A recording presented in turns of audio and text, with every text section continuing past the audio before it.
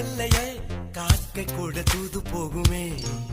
காதல் ஜோதி புகைவதில்லை, காதல் என்றும் குற்றமே பார்ப்பதில்லை. இதில் அற்பமானது எதுவும் இல்லை, இந்த நுட்பம் பொறுக்க புரியவில்லை. வானும் மண்ணும் மாறியே போகும், காதல் என்று